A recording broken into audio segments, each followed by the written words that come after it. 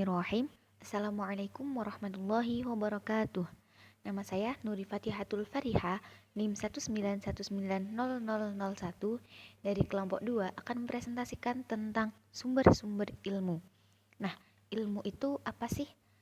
Secara bahasa, ilmu itu berasal dari bahasa Latin, yaitu scientia, scio, atau sair, yang artinya pengetahuan. Nah, sedangkan dalam bahasa Arab, ilmu itu berasal dari kata alima ya'lamu ilman, yang memiliki arti pengetahuan. Secara istilah, ilmu itu sendiri adalah setiap basis pengetahuan sistematis atau praktik preskriptif yang mampu menghasilkan prediksi dan suatu teknik atau praktik yang sangat terampil. Nah, sedangkan dalam Islam, ilmu itu adalah sistem untuk memperoleh pengetahuan berdasarkan empirisme, eksperimen, dan naturalisme metodologis, serta merupakan tubuh pengetahuan manusia yang terorganisir yang diperoleh dari penelitian. Nah, dengan ilmu, manusia itu dapat memecahkan suatu masalah yang ada dalam kehidupan.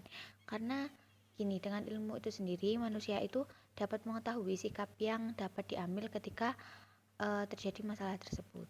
Kemudian, ilmu itu juga mengajarkan manusia untuk menjadi pribadi yang lebih baik. Kemudian, ilmu pengetahuan. Ilmu pengetahuan adalah rangkaian aktivitas manusia yang rasional dan kognitif, yang terdiri dari berbagai metode yang menghasilkan kumpulan pengetahuan yang sistematis mengenai gejala-gejala alam, kemasyarakatan atau perorangan dengan tujuan untuk mencapai kebenaran, memperoleh pemahaman, memberikan penjelasan, ataupun melakukan penerapan. Dan ilmu pengetahuan ini juga sangat berpengaruh dalam kehidupan manusia. Dan seiring berkembangnya zaman, berkembang pula ilmu pengetahuan. Kenapa? Karena semakin kesini tuh manusia itu semakin ingin tahu gitu. Jadi dengan rasa keinginan tahu yang kuat, maka ilmunya pun semakin bertambah seperti itu. Nah, karena banyaknya jenis ilmu, karena semakin kesini itu semakin banyak jenis berikut ilmu ini adalah contoh dari penerapan ilmu dalam kehidupan sehari-hari. Silakan ditonton. Ilmu yang satu dengan ilmu lainnya, yaitu filsafat ilmu.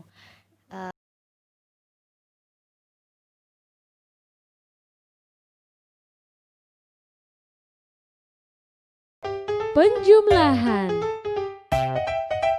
Selain Dori, Dwi pun memelihara ayam loh adik-adik. Tetapi Dwi hanya memiliki 1 induk dan 3 ekor anak ayam. Yuk kita hitung anak ayamnya. 1, 2, 3. Tapi coba kita lihat. Ternyata ada telurnya loh. Mari kita hitung ada berapa telurnya ya. 1, 2, 3. Ada 3 telur ayam. Dan seminggu kemudian telur ayamnya mulai menetas. Wah, berarti anak ayam Dwi bertambah. 3 anak ayam Dwi ditambah 3 anak ayam yang baru menetas. Jadi totalnya ada 6 anak ayam. 3 tambah 3 sama dengan 6. Nah, dari video tersebut kita itu dapat mengetahui bahwa dengan ilmu penjumlahan kita itu dapat menjumlahkan sesuatu yang ada di sekitar kita, seperti halnya menjumlahkan ayam dan anak ayam dan yang lain sebagainya.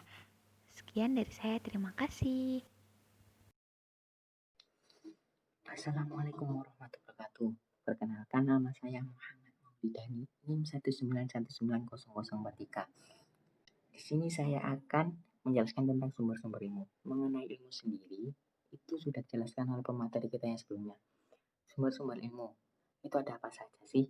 Yang pertama berasal dari kaum rasionalisme, empirisme, institusi, dan juga wahyu.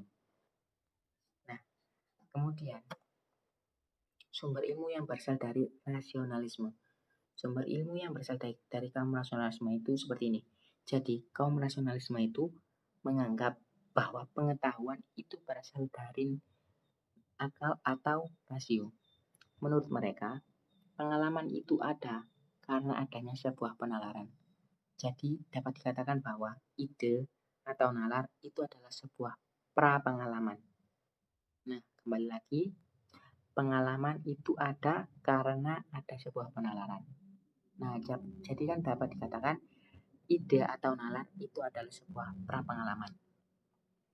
Tetapi, dari situ timbul masalah. Tentang rasionalisme ini timbul masalah. Karena hanya menggunakan penalaran sebagai sumber ilmu, tentu saja di situ akan didapatkan beberapa bermacam-macam pengetahuan mengenai suatu objek. Misalnya, kita memiliki satu objek. Nah, dari beberapa orang pasti dapat mendefinisikan objek ini dengan bermacam-macam. Misalnya ada yang A, B, dan C. Nah, karena setiap nalar orang itu berbeda-beda, maka akan timbul pula pengetahuan yang bermacam-macam tersebut. Nah, karena nalar setiap orang berbeda-beda, maka dari itu pemikiran rasional itu bersifat abstrak. Kemudian, nah jadi yang pertama tadi itu adalah sumber ilmu yang berasal dari kaum rasionalisme. Kemudian yang kedua sumber ilmu yang berasal dari empirisme.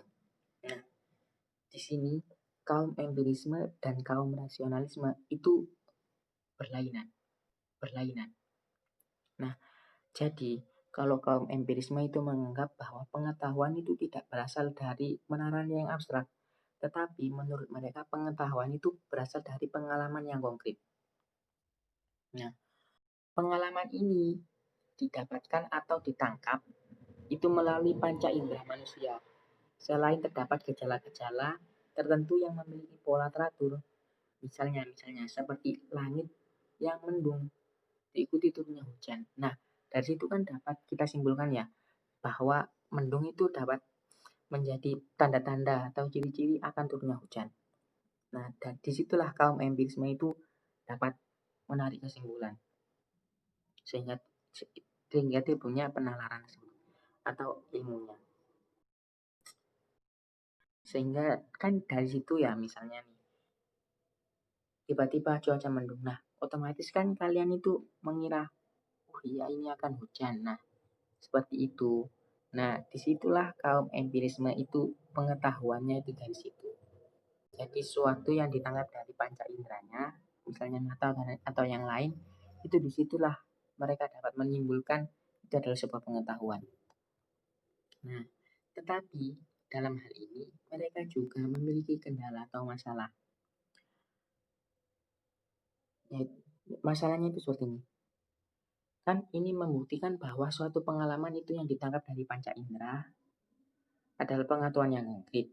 Nah, tetapi panca indera manusia itu memiliki kekurangan. Misalnya mata. Mata kita itu penglihatannya terbatas hanya secara seperti itu. Dan kita tidak bisa tahu sampai yang ke atasnya. Nah, misalnya nih, hujan ya, yang kembali ke mendung hujan tadi. Misalnya, langitnya mendung, tetapi tidak hujan. Nah, maka kan dari itu kan penerapan mereka, pengetahuan mereka tentang hujan tadi salah. Nah, dari situlah timbul masalahnya. Jadi, yang kedua, sumber ilmu itu berasal dari kaum empirisme. Terima kasih. Apabila ada kekurangan dari saya mohon maaf. Wassalamualaikum warahmatullahi wabarakatuh. Oke, saya akan melanjutkan penjelasan dari Saudara Dani, yaitu sumber ilmu yang ketiga, intuisi. Apa sih intuisi itu? Intuisi merupakan pengetahuan yang didapatkan melalui penalaran tertentu. Intuisi juga dapat disebut sebagai getaran hati atau perasaan. Intuisi dapat bekerja dalam keadaan yang tidak sepenuhnya sadar. Artinya, jawaban atas suatu permasalahan ditemukan secara tiba-tiba tanpa sadar saat seseorang itu sedang fokus. Nah, artinya itu intuisi itu kayak gini. Misalnya, kalian itu punya suatu permasalahan. Contohnya yang kecil aja deh. Kayak kalian itu lupa naruh kunci mobil. Nah, waktu kalian cari-cari itu nggak ada. Waktu kalian cari-cari itu kemana aja udah nggak ada. Nah, pas kalian diem, pas kalian mikir banget, di mana ya kunci mobil itu, di mana ya. Nah, tiba-tiba itu kalian kayak ding, kayak ada pikiran kayak loh, oh iya aku taruh sini. Nah, itu namanya intuisi. Nah, terus kenapa sih kok intuisi itu dijadikan sebagai sumber ilmu? Ya karena intuisi itu ngasih kita pengetahuan secara tiba-tiba kayak gitu loh. Nah, terus kan di sini juga dibilangkan, intuisi tidak bisa digunakan sebagai dasar untuk menyusun pengetahuan secara teratur, karena intuisi bersifat personal dan tidak bisa diramalkan. Nah, kenapa sih kok nggak bisa jadi ilmu pengetahuan? Ya karena intuisi itu diberikan secara personal. Jadi kayak itu kita alamin sama kita sendiri. Terus kita juga nggak tahu kapan intuisi itu datang sama kita itu nggak tahu. Kan beda ya, kayak misalnya empirisme yang kayak dijelaskan sama Mas Yani tadi. Nah, kalau empirisme kan sesuai dengan pengalaman. Misalnya kita itu pernah lihat kalau langit warnanya abu-abu, pasti bentar lagi hujan. Lah, sesuai dari pengalaman itu, kalau langitnya udah abu-abu pasti hujan. Lah, dari pengalaman itu bisa diambil ilmu apa? Bisa diambil siklus air. Nah, karena pengalaman itu kita dapat ilmu siklus air, lah itu bisa dijadikan pengetahuan yang tetap. Tapi kalau dari intuisi ini tuh nggak bisa, nggak kayak yang empirisme atau yang lainnya. Terus ini juga ada intuisi dan analitik bisa bekerja sama dalam menemukan kebenaran. Hal ini yang biasa digunakan oleh detektif. Nah, jadi kayak intuisi itu kan kayak itu ya, kayak perasaan, getaran dari hati. Biasanya detektif itu kan setelah menganalisi itu kayak kok aku ngerasa misalnya tersangkanya itu kayak gini ya. Terus setelah dia ngerasa kayak gitu, dia analisi bener atau enggak intuisi yang dia rasakan itu. Terus yang selanjutnya, sumber ilmu yang keempat yaitu wahyu. Wahyu adalah pengetahuan yang disampaikan Tuhan kepada manusia melalui perantara nabi-nabi. Semua pada tahu kan apa itu wahyu? Nah, terus wahyu disampaikan melalui perantara nabi-nabi.